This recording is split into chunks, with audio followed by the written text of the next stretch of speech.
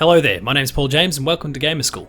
In this series, I'll be diving into the archives of our great industry, and on a regular basis we'll deliver you a sequence of lessons focusing on one of the industry's greatest studios or franchises, notable for all they've inspired and created, for delivering incredible memories, and having been leaders in shaping the industry into what it currently is.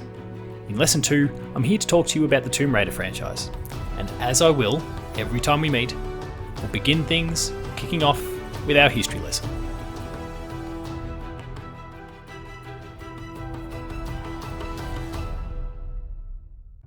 For the longest time, gaming heroes were male. They could only be male, and the decision to deviate from this unwritten rule was thought of as financial suicide.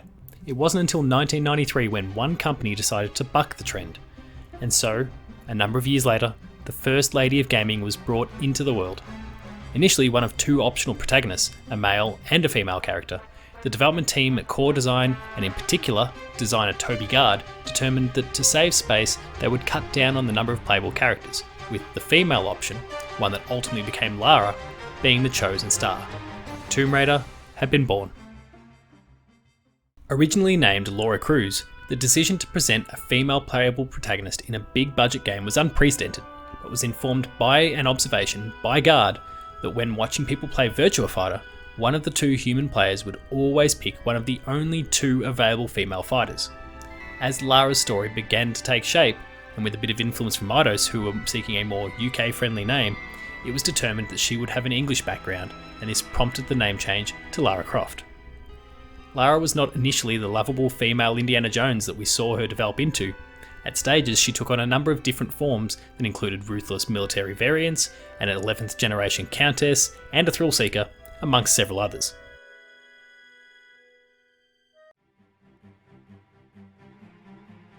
One of the more controversial aspects of the Lara character has been her bust size. Core Design's intention was to guarantee a very, quote, girlish look. Exaggerated features were a given due to limited technology at the time, but when an accidental slip of the mouse resulted in a breast increase of 150% instead of the intended 50%, little did they know how much debate would eventually arise. This wasn't Gard's intent, but when the change was met by instant approval from the team, the breast size stuck, and years of commentary would begin. Lara became instantly iconic within the gaming industry, not because of the quality of her games, but her cup size, prompting the infamous Nude Raider patch.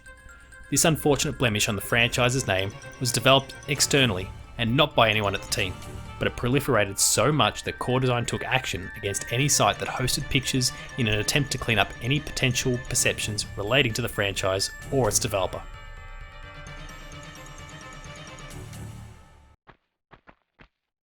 Tomb Raider was the first game to kick off the franchise.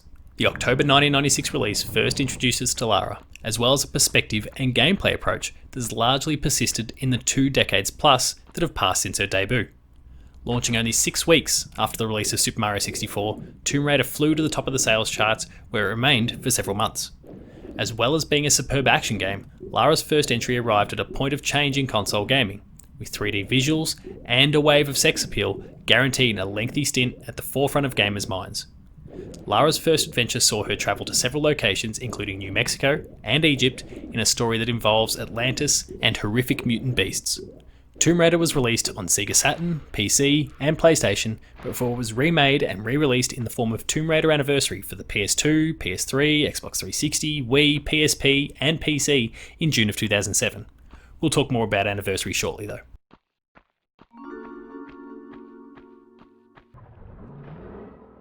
A year later saw the release of Tomb Raider 2, where Lara was again a star of the PlayStation, despite being released on other platforms.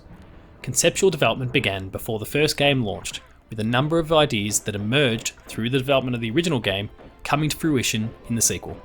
While the majority of the team remained intact for the follow-up, some key personnel departed, including Lara's creator, Toby Gard. With only a year to develop the game, Core Design opted to adopt an improve and tweak philosophy as opposed to rebuilding the game engine from scratch. And this led to many mechanical similarities, but also improvements to the camera, as well as the original game's polygonal glitches. Lara herself also received a small makeover, with technological refinements allowing Core to render smoother features, and Lara's free-flowing ponytail, amongst several other changes. A mere month before Lara's second adventure launched, a deal was struck between Core's publisher Eidos and Sony to ensure that Tomb Raider 2, as well as future console iterations, were contained to the PlayStation platform until the year 2000. For both parties, this proved to be an extremely beneficial agreement, with Sony building Lara into a platform mascot, while Lara herself rode the extraordinary wave of success that the PS1 achieved. Tomb Raider brand's rise to stardom was well and truly underway. With Tomb Raider 3, it was the case of another year, another Tomb Raider entry. More improvements were made to the game's engine, but a push for more puzzle-focused gameplay, rather than the action-centered approach of the second franchise entry, made Lara's third trek feel more like her first. This feeling of similarity did begin to trigger some concerns in the minds of reviewers, however, with many citing a, quote, been there, done that feel about the game. Consequently, both review scores and sales figures dipped somewhat when compared to prior entries.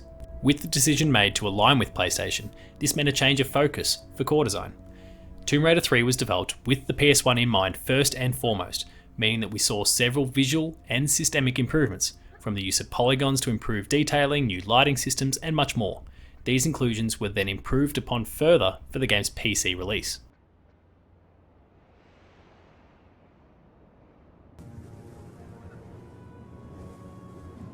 The last game to come of the partnership between Sony, Eidos, and Core Design was 1999's Tomb Raider: The Last Revelation.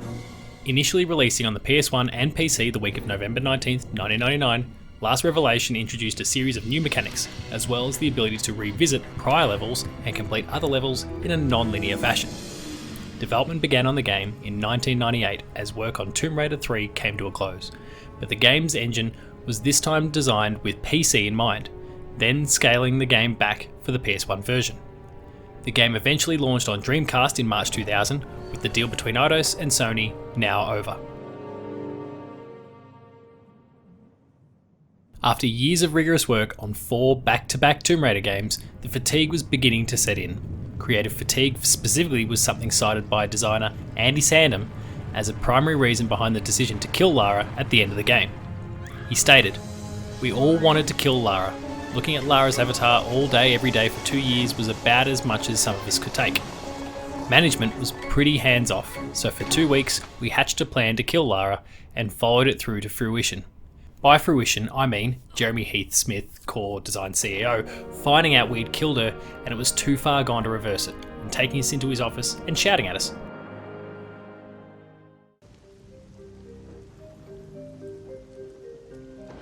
Of course, dramatic deaths in entertainment can often mean very little, and this proved to be the case for Lara.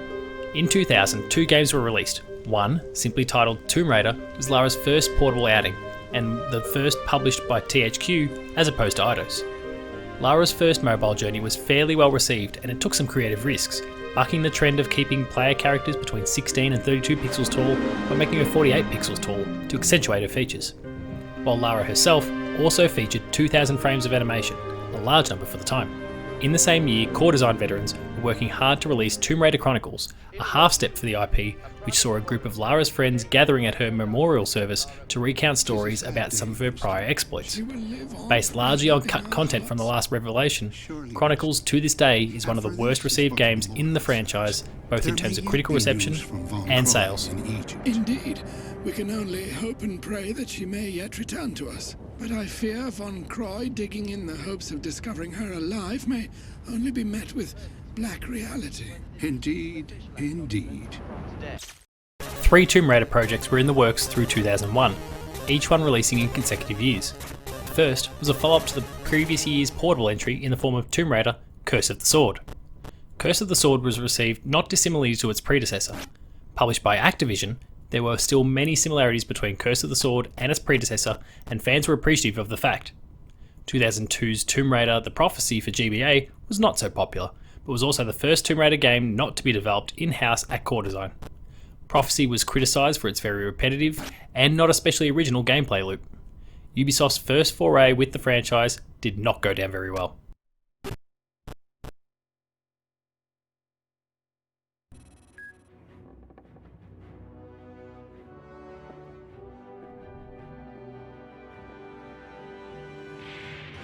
The final of the 3 simultaneously developed Tomb Raider games was the next-gen release of Tomb Raider: The Angel of Darkness, and this was a pivotal point for the IP where the opinion from the critical mass began to turn. The goodwill that the Tomb Raider brand had built up over the franchise's early years was diminishing rapidly, and Angel of Darkness was perhaps the lowest point for the IP.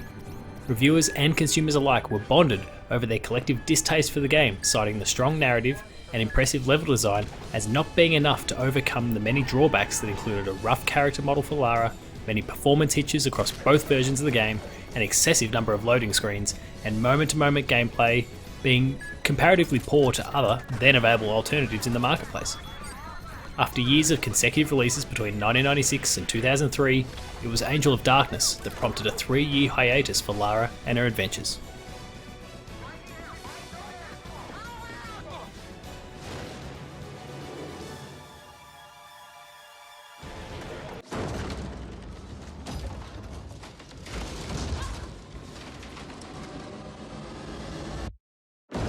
Releasing in 2001 and 2003 were 2 film spin-offs to the franchise in the form of Lara Croft Tomb Raider and Lara Croft Tomb Raider: The Cradle of Life.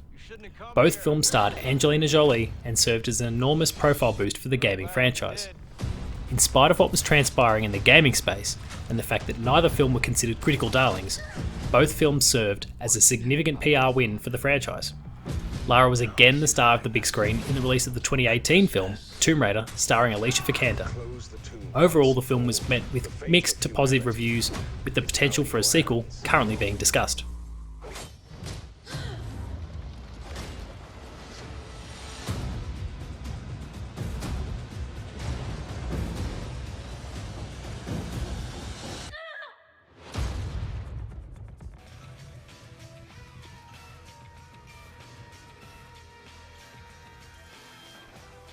It was 3 years before we were in control of Lara's fate again, and the interim period was one of turmoil and change for the IP. After the backlash directed at Angel of Darkness, Eidos decided the time was right to take the reins of the Tomb Raider franchise and pass them on to a new studio. Core Design had been responsible, directly or otherwise, for 9 series entries between 1996 and 2003, but 2006's release Tomb Raider Legend was handled by a new team, one that had previously cut its teeth on profile titles such as Gex and the Soul Reaver IP. The poor reception to Angel of Darkness, coupled with the regular commentary out of Core Design that they were burnt out on Tomb Raider, made the decision to transition to a new team an easy one for the publisher.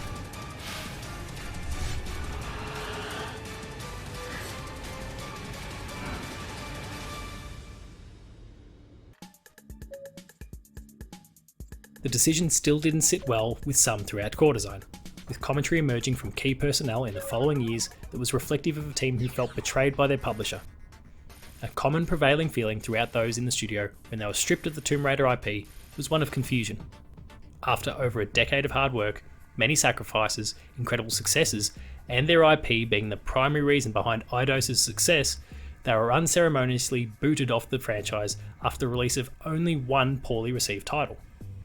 Core Design's doors were shuttered in 2010 after only one post-Tomb Raider release, 2005's Smart Bomb for the PSP.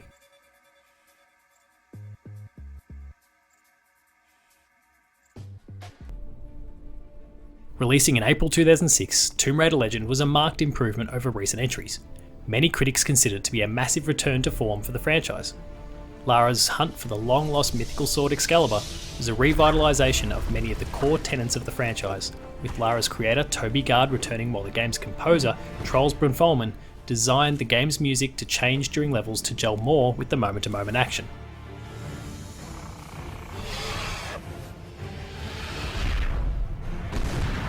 In celebration of her decade in the industry, Crystal Dynamics, with the help of BuzzMonkey Software, began work on a remake of Lara's original adventure. Tomb Raider Anniversary was released in June of 2007 and was expanded and adjusted in specific ways that enabled it to fit within the continuity of the previous year's Tomb Raider Legend. This was not the first time that a remake of Lara's first adventure had been conceived.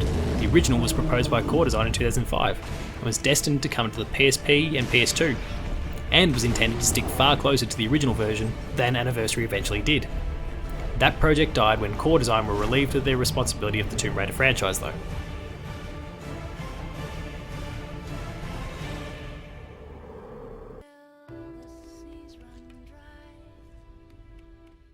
Momentum was beginning to build once again for the Tomb Raider franchise, and with releases in consecutive years in the form of Legend and Anniversary, that momentum wasn't about to fade with the release of Tomb Raider Underworld in 2008.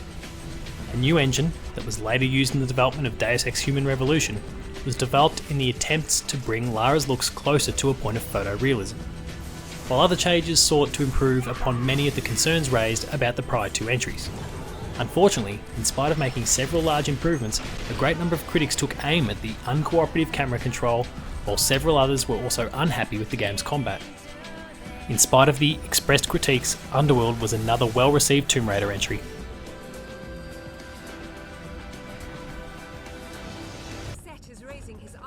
The winds of change were heading towards the Tomb Raider franchise, and Crystal Dynamics' first attempt to shake things up came in the form of the 2010 spin-off release, Lara Croft and the Guardian of Light.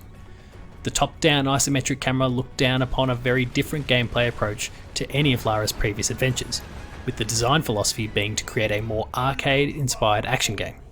The best reviewed Lara Croft or Tomb Raider game in many years, Guardian of Light initially launched as a part of Xbox 360's Summer/Winter of Arcade initiative. The game then launched on other platforms 4 weeks later. 4 years later, we saw Lara once again in spin-off form courtesy of Lara Croft and the Temple of Osiris. Though not as universally praised, the follow-up enhanced many aspects of the original game and focused more heavily upon co-op play. A famous explorer once said that the extraordinary is in what we do, not who we are.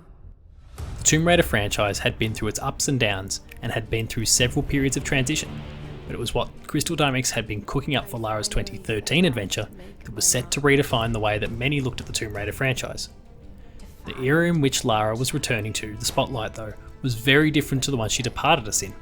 Naughty Dog's Uncharted franchise had transformed the way that many saw the third-person action adventure, and the pressure was on Crystal Dynamics and Lara to keep up with the new genre leader. While taking many influences from the releases of Naughty Dog's Uncharted Drake's Fortune through Uncharted Drake's Deception, there was a clear intent from Crystal to make tonal changes to differentiate Lara's latest adventure from the highly popular Uncharted IP. Tomb Raider, when it released on March 5th, 2013, presented us with a much darker game than Uncharted or previous Tomb Raider entries. A very real feeling of tension, a heightened emphasis on stealth, and extremely violent death animations were all the things that caught the attention of fans and critics alike. On top of that, we assumed the role of a very inexperienced, very raw Lara who was still finding her way in the world, and had our first taste of what multiplayer in a Tomb Raider game could look like. A definitive edition of the game was released on next-gen platforms, the PS4 and the Xbox One, a year later.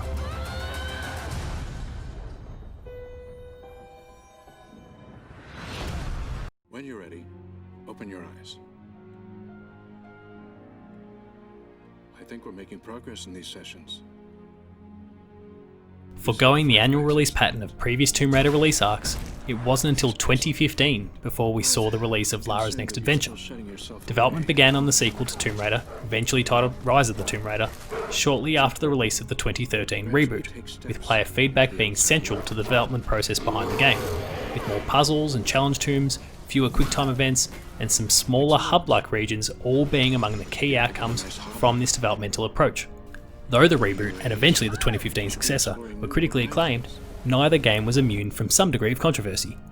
Though a great number of people were impressed by the overly gruesome deaths that Lara endured, with many speaking of how the brutality of those deaths actually motivated them to be even more cautious and considered while playing, some circles were repulsed by how violent the 2013 game could be, and in particular the conversation focused on one scene that spurred on heated message board and social media debates about potential sexual violence.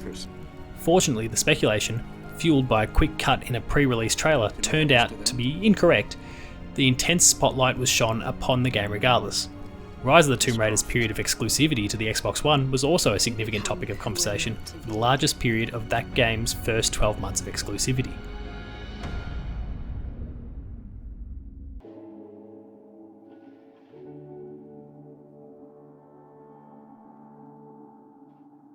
2015 didn't only play host to a new core franchise entry. Lara made her way back to the mobile arena, this time via app stores. Lara Croft Relic Run served as a take on the popular endless runner genre, drawing instant comparisons to genre leaders like Temple Run. Though it was the recipient of mixed to positive reviews, it wasn't the only mobile game to release in that calendar year. A few short months later, Square Enix launched Lara Croft Go to mobile platforms, where the turn-based puzzle game was heaped with praise and was even recognised by some outlets, including Apple themselves, as being the best mobile game of the year.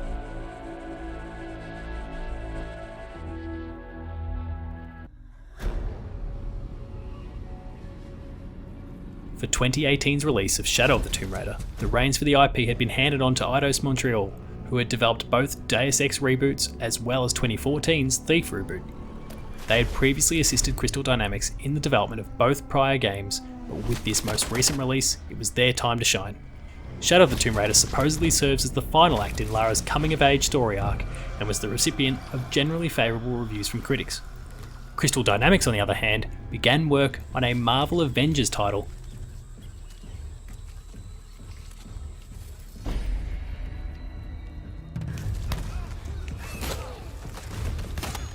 There have also been a small handful of publicly acknowledged Tomb Raider games that never saw the light of day. Before the strong negative reception that Angel of Darkness received, there were actually 2 more games planned that would have made up a trilogy. Those were both cancelled despite the fact that one of them, titled The Lost Dominion, had already begun preliminary development.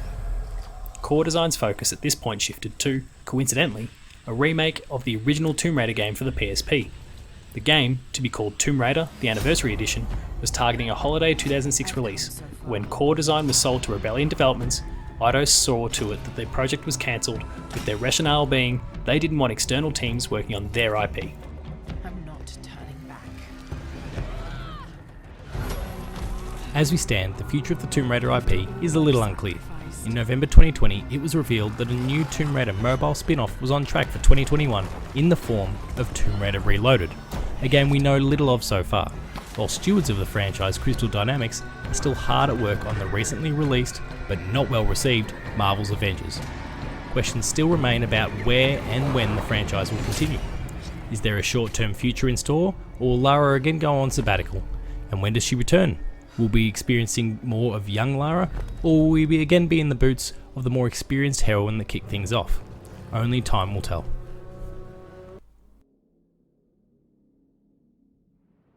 And so with that closes this session of this lesson of Gamer School. If you're looking for any more content from myself, then please be sure to like, share and subscribe to this channel, and please visit player2.net.au for a whole lot of my written content as well. If you want to catch me for any follow-up chats, I can be found on Twitter at PaulJamesGames, where I'd love to hear any feedback you've got to improve future lessons.